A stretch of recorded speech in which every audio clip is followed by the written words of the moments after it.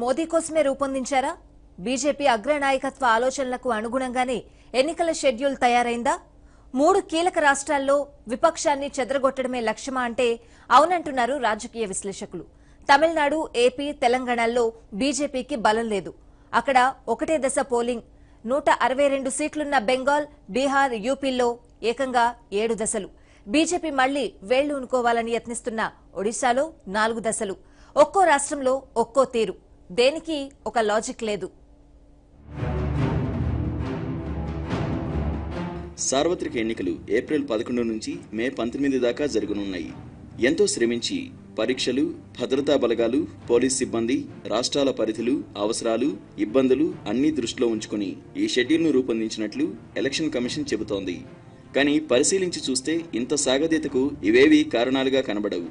కేవలం బీజేపీకి రాజకీయంగా లబ్ధి చేకూర్చడానికి కేంద్ర ప్రభుత్వ పెద్దల సూచనల మేరకు దీన్ని రూపొందించారని విపక్షాలు ఇప్పటికే ఆరోపిస్తున్నాయి. బీజేపీకి బలమైన ప్రత్యర్థులున్న రాష్ట్రాల్లో ఏకంగా 7 దశల్లో పోలింగ్ జరుపుతున్నారు. ఇందులో ముఖ్యంగా ఉత్తరప్రదేశ్, బీహార్, పశ్చిమ బెంగాల్ ఉన్నాయి.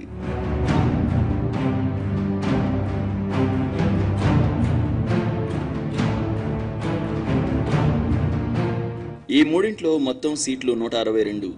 బెంగాల్ కోటలో బలమైన పాగా వేయాలని బీజేపీ లక్ష్యంగా పెట్టుకుంది. అమిత్ షా టార్గెట్ ప్రకారం మొత్తం 42 సీట్లలో 20 చోట్ల గెలవాలి. ఇందుకు మమతా బెనర్జీ సారథ్యంలోని తృణమూల్ కాంగ్రెస్ కు ప్రతి చోట అగ్ని పరీక్ష పెట్టాలని భావిస్తోంది. ప్రధాని నరేంద్ర మోదీతో పాటు బీజేపీ నాయక శ్రేణి అంతా నిర్విరామ ప్రచారం సాగించేట్లు చేయాలనుకుంటోంది. అందుకు గాను 7 దశల పోలింగ్ అవసరం. 2014లో 4 దశల్లో తేల్చేసిన ఓటింగ్ను ఈసారి 7 దశలకు ఎందుకు పెంచారన్న దానికి ఈసీ వద్ద సమాధానం లేదని విశ్లేషకులు అంటున్నారు. అటు మమత కూడా ఈ సుదీర్ఘ షెడ్యూల్ను తీవ్రంగా దుయ్యబట్టారు.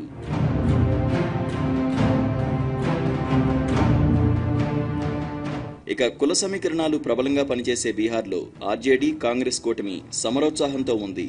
దానిని జేడీయూ, బీజేపీ, ఎల్జేపీ కూటమి బలంగా ఎదుర్కోవాలంటే ఎక్కడికక్కడ ఓటు బ్యాంకులను చీల్చేసే వ్యూహరచన చేయాలి. ఇందుకు 2014లో మాదిరి 4 దశలు చాలవు. 7 దశల్లో చేస్తేనే వికేంద్రీకరణ సాధ్యమని బీజేపీ నమ్ముతోందని విశ్లేషకుల వివరణ. అన్నింటినీ మించి ఉత్తరప్రదేశ్ బీజేపీకి 2014లో బంగారుబాతుగా మారిన రాష్ట్రం. ఈసారి ఎస్పీ, బీఎస్పీ పొత్తు, ప్రియాంక రంగప్రవేశంతో కాంగ్రెస్లో సమరోత్సాహం కనిపిస్తోంది. వీటన్నిటినీ బీజేపీ ఎదుర్కొంటోంది. 80 సీట్లున్న రాజకీయంగా కీలకమైన ఈ రాష్ట్రంలోనూ అమిత్ షా మంత్రాంగం పనిచేయాలంటే సుదీర్ఘ షెడ్యూల్ అవసరం. బలమైన ప్రత్యర్థులున్న ఈ రాష్ట్రంలో గెలుపు బీజేపీ అగ్రనేతలిద్దరికీ పెద్ద పరీక్ష కావడంతో ఆఖరి నిమిషంలో మోదీ సుడిగాలి ప్రచారంతో మోతెక్కించడానికి ఈ నిర్ణయం తీసుకున్నారు.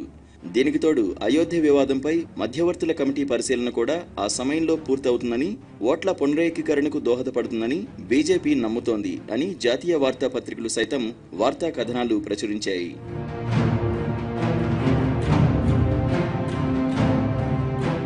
ఒడిశాలో 19 సంవత్సరాలుగా నవీన్ పట్నాయక్ పాలన సాగుతోంది. గతంలో ఆయన బీజేపీతో అంటకాగిన తర్వాత దూరమై ఇప్పుడు కాంగ్రెస్, కమలం రెంటికి సమదూరం పాటిస్తున్నారు. ఈసారి ఎలాగైనా నెగ్గి తూర్పు భారతంలో ఉన్న మరో కీలక రాష్ట్రంలోనూ చక్రం తిప్పాలని బీజేపీ భావిస్తోంది. ఒడిశాలో అసెంబ్లీ, పార్లమెంట్లు రెంటికి ఎన్నికలు జరగబోతున్నాయి. ఇదే స్థితిలో ఉన్న ఏపీలో ఎందుకు ఒకే దశలో నిర్వహిస్తున్నారు? తమ రాష్ట్రంలో ఎందుకు 4 దశలు పెట్టారన్న బిజు జనతాదళ్ ప్రశ్నకు స్పష్టమైన కారణం ఒక్కటే, బీజేపీకి రాజకీయ లబ్ధి కలిగించడమేనని విశ్లేషకులు అంటున్నారు.